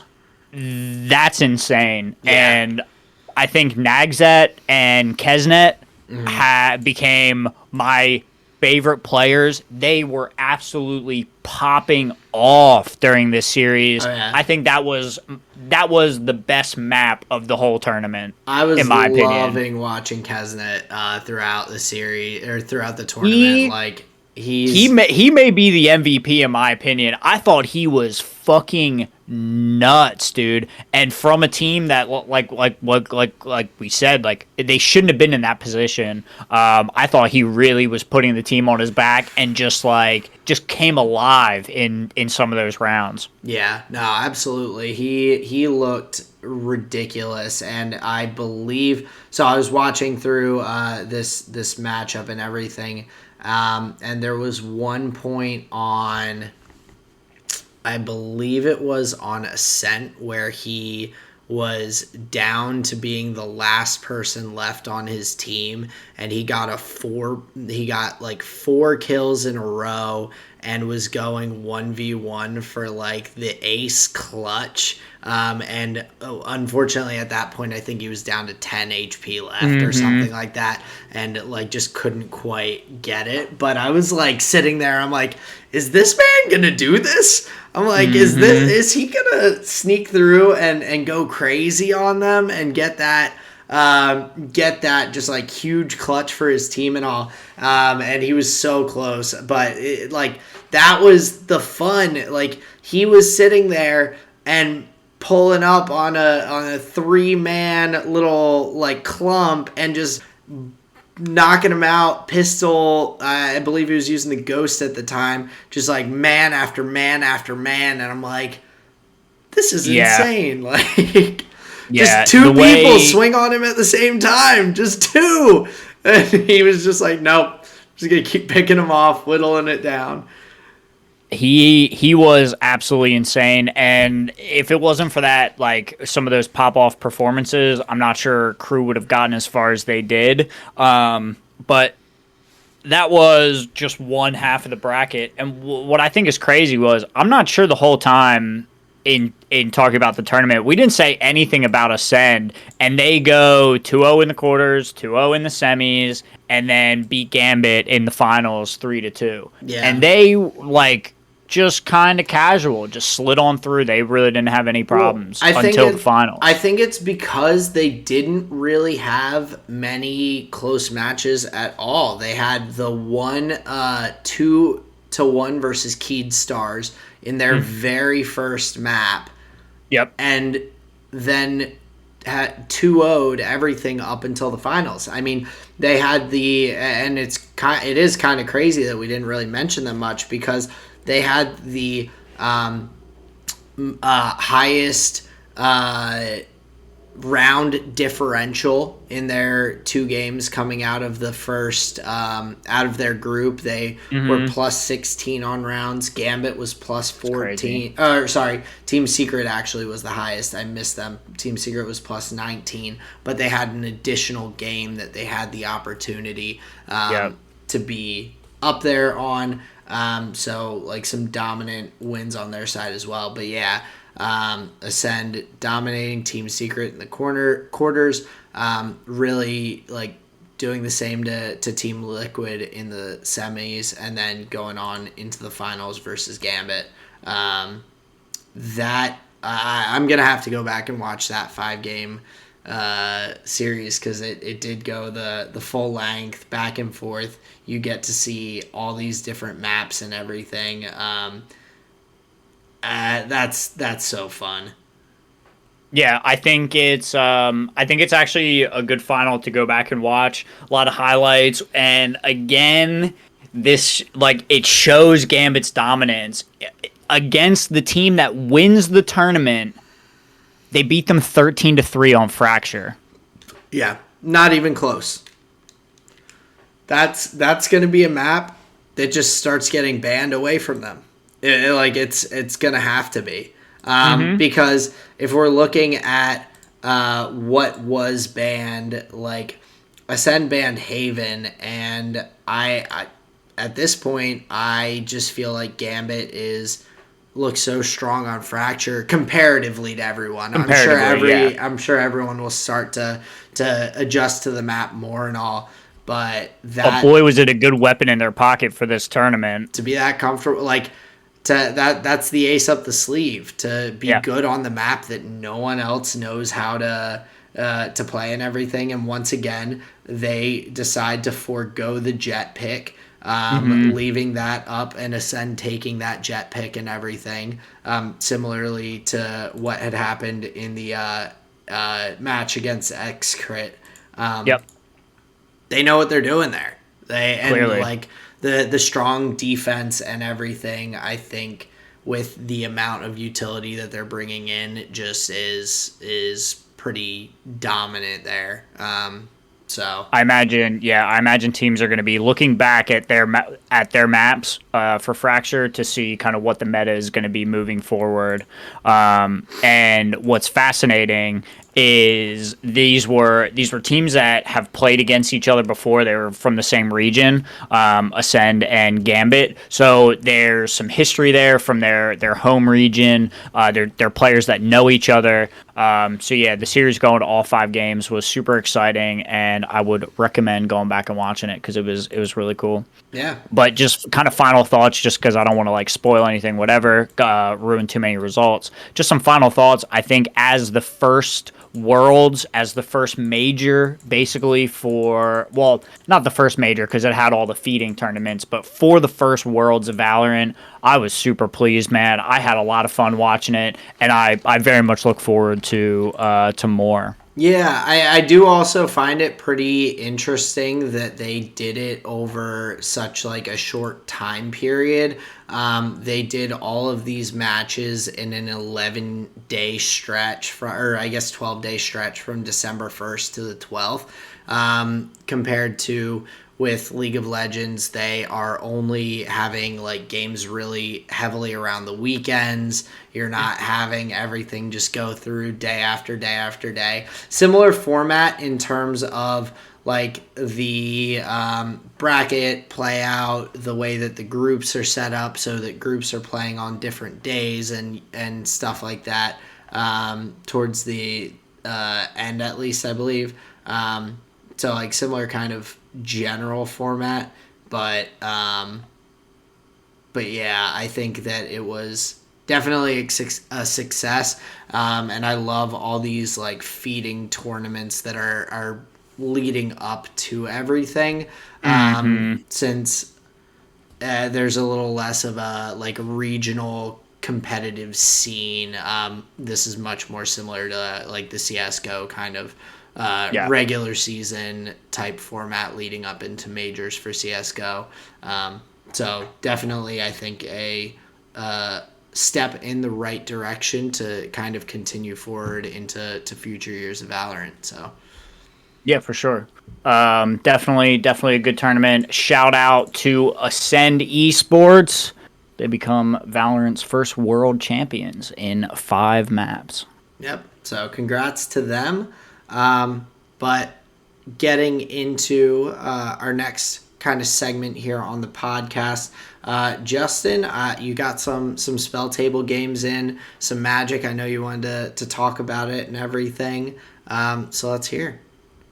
So this week I was able to play with I played with Veil of Death MTG in a game that I believe were recordings for his YouTube channel. So I played those on Friday, and then I was invited to play games with Josh from Second Seven, Might Magic, Mind Magic Muscle, I think is the thing. He focuses on like mental health and like physical fitness and whatever, and doing like sedentary hobbies.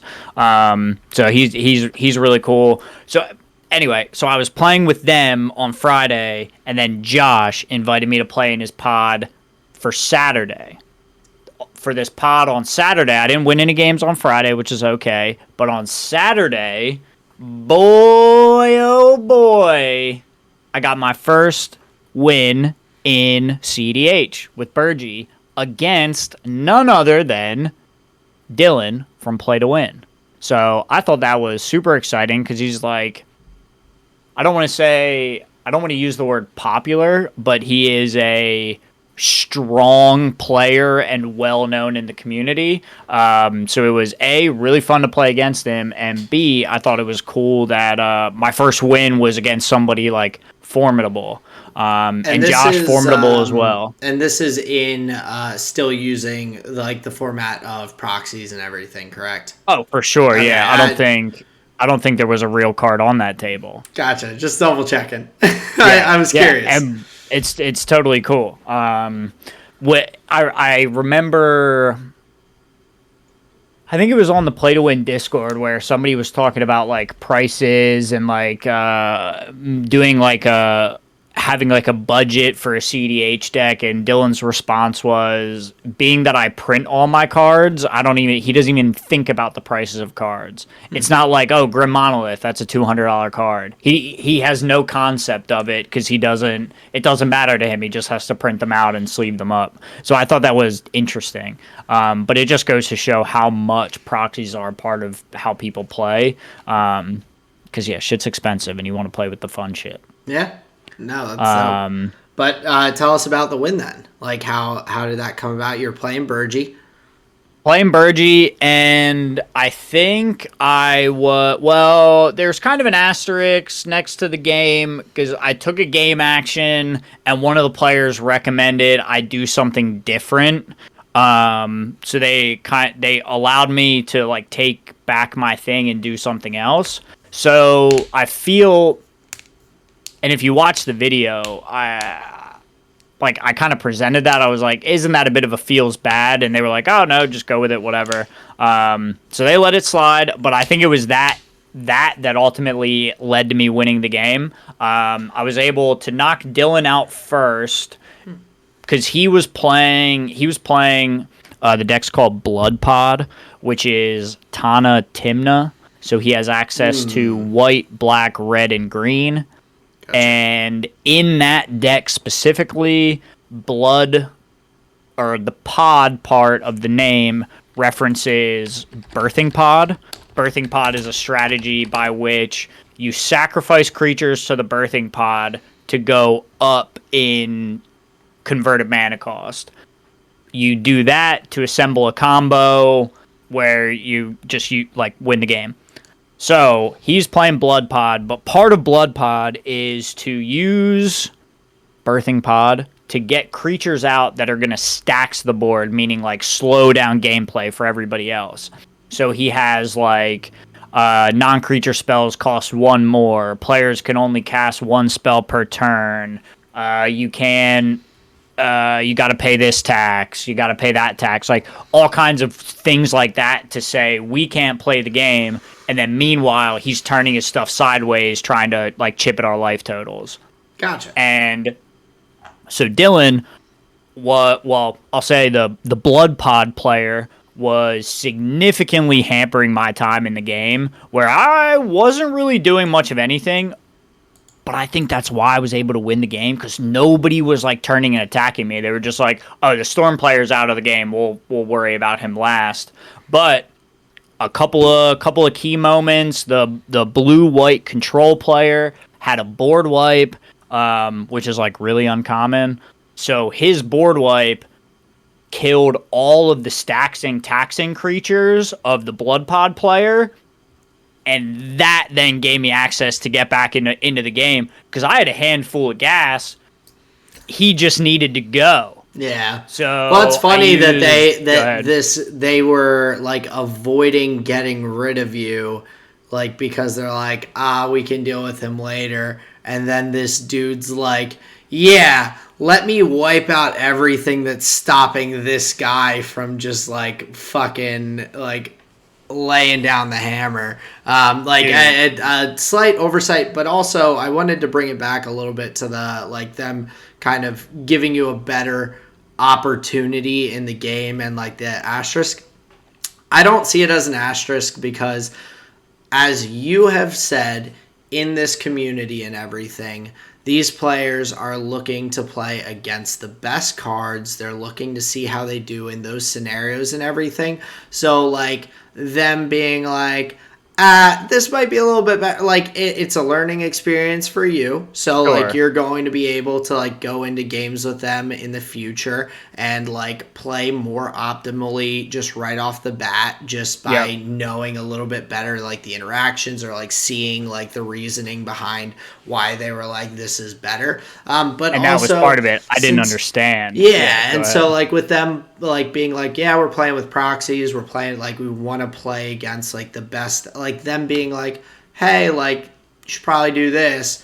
I don't really see that as any sort of asterisk because like the rest of everything else is like it's a component of that. Like they're like sure, and they were just helping to like find the optimal line where like it keeps the game going for everybody because it was actually in that player's best interest because if I didn't do that, the game was over for him too. Right. So there's a little bit of like using politics to keep the game going, give himself another chance. Yeah, so I don't think I don't see any like negative side of that because I mean you were invited to play in this pod and everything, and so I can imagine that there will be other opportunities to jump in with some games with these guys, and like now you'll have knowledge of maybe a card or an interaction, whatever the case may be, that you like you hadn't experienced before, you haven't like been in that position, so now you know. Like, yeah, definitely. So no, that's a good point. But yeah, I think just like just pointing out all aspects of the scenario. So yeah, but you hit on another interesting element, which is like threat assessment and understanding the like trade-offs that you have to make to like put yourself forward in the game. Where do you remember one of the notes that I had said when talking about these games was like I get politicked too much, where I've allowed a couple times people to like talk me into something. Yeah, I do. So there's an element where like you have to understand, okay, if I do this, it's giving me this leg forward, but I also understand that it gives an advantage there and there. And you also don't necessarily know what cards that person has, and so maybe they're just being like a nice guy and be like, hey man, like there's probably a better thing you could do here. But like there's also the potential that like you doing that is like, oh, they're just trying to use your removal. Yeah, they're just trying to like point your hand.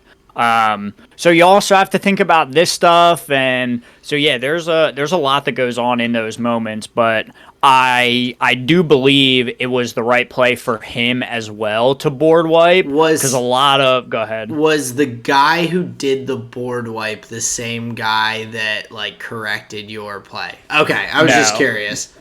No, so it was so that player would be one. Funny if like you helped him and then he eventually, in the same vein, like kind of won you the game by giving you the opportunity. But that was just curious. No, you're good. On my end. That was player two. Player two was blue white control, and then it was player three that showed me the optimal line. I was fourth in play order. So yeah, I think it was the correct line for him to board wipe because all of those staxing effects were the blood pod player was going to win regardless. Yeah. If they weren't wiped, it just gave me access. And then crucially, they didn't have any counter spells when I went for it, and so I won the game, and I was very pleased with myself. Nice. That's We only awesome. got to play one game, but it was like 90 minutes and kind of a slugfest. Everybody got to do things. I had a lot more counter magic than they thought I was going to in mono red, which I thought was pretty cool. I do have a question, I guess, in terms of like, so now you've gotten a decent bit of playtime and all in the like Discord community and everything with these guys.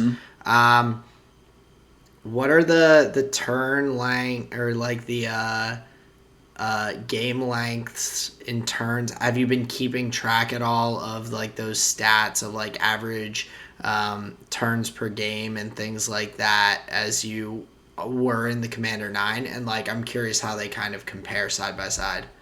I haven't been like writing them down, but in thinking about it, the average is probably turn 7. Okay, so a little bit quicker than you guys, and it A also little it bit makes quicker. makes sense because with better cards, you're gonna end up getting to your win conditions a little bit quicker and everything. Yep. Yep. So that's kind of what I imagined it being a little bit faster. But that was curiosity. No, As no, well. that's a good So question because it brings up this thought, which is you would think that they would be much faster, but there are a lot of decks that look like Blood Pod in the sense that they're trying to lay down these creatures. They're called hate bears, which a lot of times it's like a 2/2 or a 3/2 or a 1/3 that says your opponents can't do this. And then what do you do with all of those creatures that you have on the board? The idea is you just try and turn them sideways and win with combat damage. So the CEDH meta has evolved to where a couple of these hate bear stacks decks are like in the meta and winning games.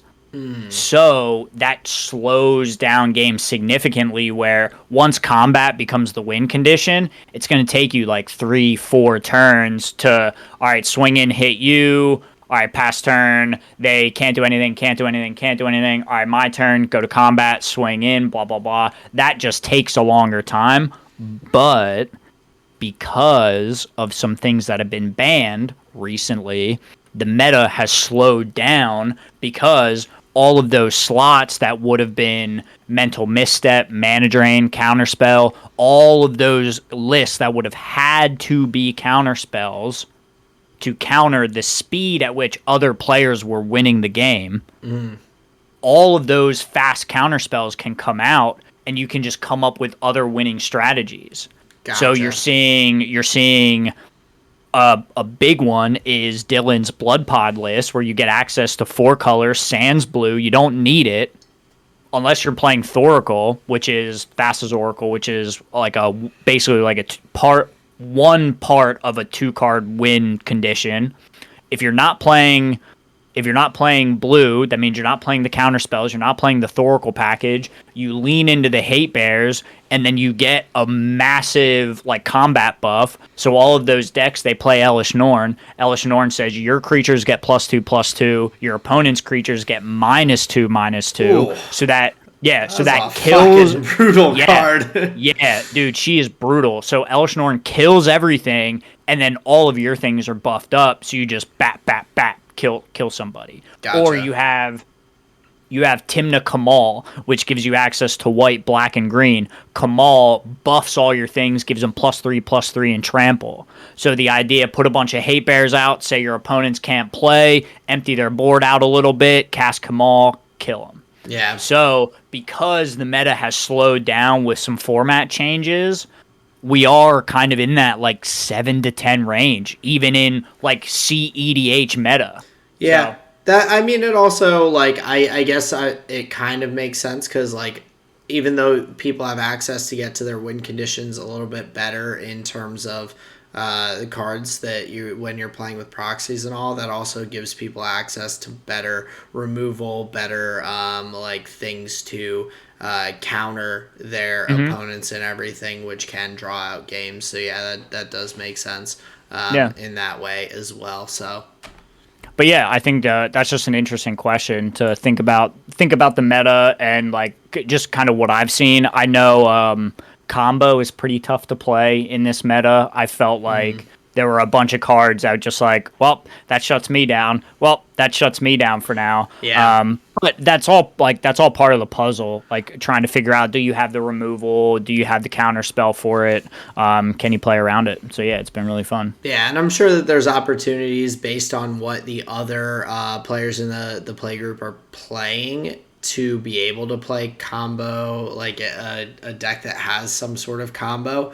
But yeah, I can imagine like finding that is a little fewer and far between, because that's a tough win condition when you have that like singular thing, as opposed to something where you're kind of like overwhelming your opponent in terms of like quantity of like cards and attack on the battlefield and everything, as opposed to being like, oh, I just these 2 cards, because like if those are gone, but that's like, super glass cannon. Yeah, exactly. It's like, really glass cannon. So, but awesome, very cool. Glad to hear about the first win and everything. That's it had to happen sometime. I'm sure right? You're pretty pumped about it. I was very excited. So I'm glad that that's it sounds like it is more of a feels good moment than a feels bad in terms of that. So I'm glad that you have big time. A good time doing that and getting that first win, especially against some good competition and everything. So shout out to like those quality guys players, well, to Dylan and everyone else in that pod. So yeah, it was a good time. Shout out Play to Win, shout out Second Seven, shout out Dead on Board MTG for some fun games this weekend. We are getting into the twilight hours here. Aaron, give me your flavor of the week. What are you munching on? So over the weekend, while I was dog sitting, there is a awesome wing place close to, it's like a little bar that's got some of the better wings in the area, from what I had been told. So I had an opportunity to test those out while dog sitting and get some wings. Had some honey Caribbean and some Thai hot wings, a little mix of both. And the other just like side note on that is air fryers are amazing, because Colleen and I got some other appetizers and all, because I can't get any like wings or pizza at this point, I feel like, without getting a nice order of mozzarella sticks.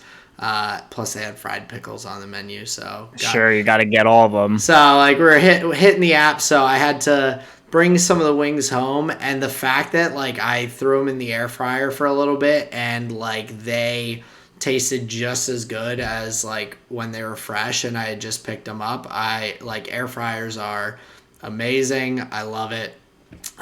So those were delicious wings, even reheated, because I know a lot of times reheated food is just not quite as good as the as fresh.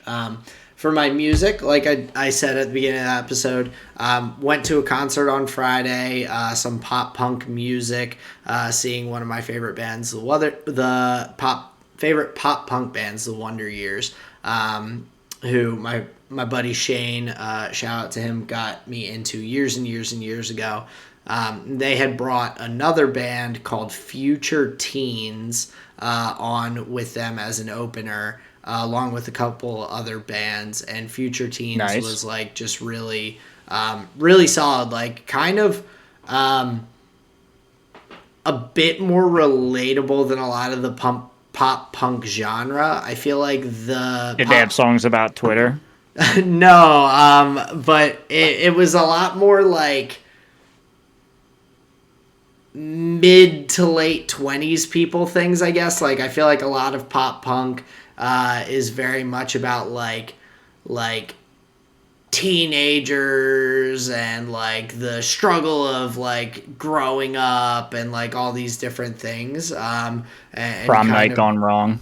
kind of yeah, kind of that like vibe. But they were like, a lot of their songs were kind of about being like a little bit further on in your life and like not being quite where you'd want to be at that point. And like like different disappointment, frustration of that. Like the lead singer in one of the songs, like the main vibe was like, I'm like working a job I don't like and I'm living with a bunch of roommates and I just can't wait till I've got my own place that I own with a guest room for these people to come and visit and like be a part of my life that way, instead of us all sharing this like one space because we're kind of forced into that. Right. And all. And so like was vibing with their music, like really good singing, like just the like instruments, everything was like spot on. They really rocked it. So I Nice. had to put them on my music for flavor of the week.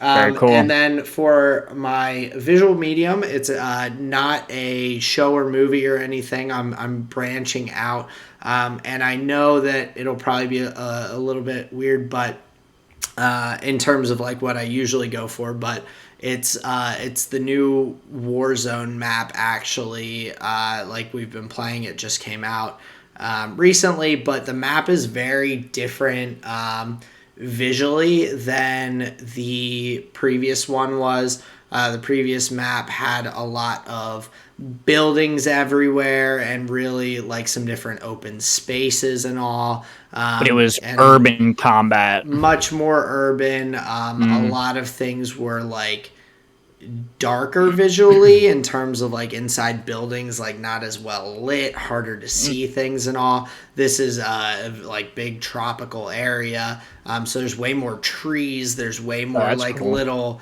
things that you have to be able to weave your shots in between and everything. But a very different vibe, much brighter, like sunny, tropical. But they did, in my opinion, they did a really good job in terms of their aesthetics of the map and everything. Nice. And so I've been enjoying that and kind of like finding my way around the different places on that map and all.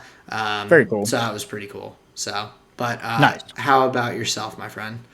So for my flavor of the week, I have two like visual mediums and a food. I'll start with my food. So Sarah made her famous ham and bean marrow soup, where she uses like a bone from the bone-in ham, and then puts that in the pot roaster. So then you just let it all go, and so you really get the nice, like, fatty, sweet flavor from the bone marrow, and it's just so fucking good. So good. Like, it is delicious. Big time. So ham and bean marrow soup, love it. So for my two visual mediums, the first one, I watched the Alan Prost documentary on F1 TV, and it was super interesting. I feel like I learned a little more about like that era of Formula One, and then also kind of more of the dynamics between Prost and Senna, because they had a bunch of history and some kerfuffles together, so it was really fun to learn about them. And then I've been poking around on OpenSea, looking around at things that I can afford, and I found an artist that is doing NFTs based on like their idea of what like different mental health conditions look like based on how they feel. And I think a lot of these representations are like AI generated. So most of them are like the shoulder up or like neck up of a head, and it's like colored and like bubbled and grained in different ways to depict like, fear, stress, headache, pain, whatever. Interesting. And that was a series of NFTs that like it seemed like really fucking cool. And of the things to spend arbitrary money on, I just thought that was really neat. Can you explain NFTs to me briefly? Because I understand that they're like images that you can purchase and things like that essentially, but like I don't understand, like, can no one else like fucking screenshot your shit, or like how does like Well, the image can be reproduced and shared, but I do you all of a guess sudden own the rights to that, so people have to pay you in case they want to use it? Or like I don't understand the concept of like, unless it's just like you're buying art. it's so some of the most successful NFTs that I've read about are basically like large art projects where it's from a big name and they're like using it as a medium, like you said, as like an art project. I believe it was Kings of Leon released their latest album as an NFT. And where that comes in, this is another element of them. NFTs are being used as something like a VIP card, where if you've purchased this NFT, it gives you access to these benefits, maybe this event, this club. Can only one person purchase them? They are, I believe, of limited quantity, and some of the more important ones that have been sold, I believe, are one of ones or part of a serialized series. Okay, so the like you are yeah, VIP kind of, okay, that makes sense. Or like you're getting some sort of benefit from being one of the people who are owners of this specific thing. Right. So one of the most popular ones that you'll hear about is the Bored Ape Club, or the Bored Ape Yacht Club, which is images of these different monkeys in hats, chains, gold teeth, rainbow sunglasses, yellow hoodie. So the idea is you go to purchase a Bored Ape Yacht Club NFT, and it'll like it's basically like cracking open a pack of magic. You don't know which one you're gonna get, and they all have different values, and some are rarer than others, some are part of this series, some are part of that series. So there's a little bit of a collectability there. But the idea is if you buy a Bored Ape Yacht Club NFT, you can then go to Bored Ape Con, and so you would show the they're called cryptographic signatures. It's the thing that notes the location on the blockchain. Why you want to put art on a blockchain is for the like security measures of it and whatever. That's some stuff I don't necessarily understand. But the idea is you would show the cryptographic signature of your NFT that you purchased. Someone would scan that and be like, "Yep, all right, that's real," and then you're into the thing. Gotcha. But effectively, what they are is just like an online piece of art. Interesting. That can be used to signify status in something. Gotcha. That makes more sense to me because I've never understood these. So, okay, gotcha. So that's pretty cool. Yep. So just looking at just some cool NFTs. Nice. I dig that. Yeah. I've seen, and in regards to that, I've seen like there's a TikTok page where this guy creates, people like put in his comments basically, oh, can you create a tattoo art for this mental health thing, like bipolar disorder, depression, things like that.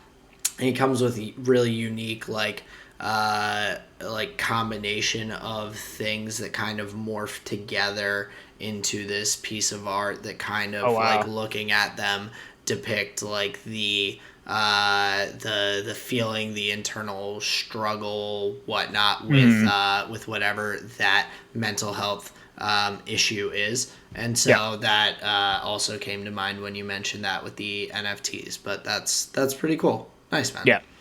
Yeah. So that is my that's my flavor of the week.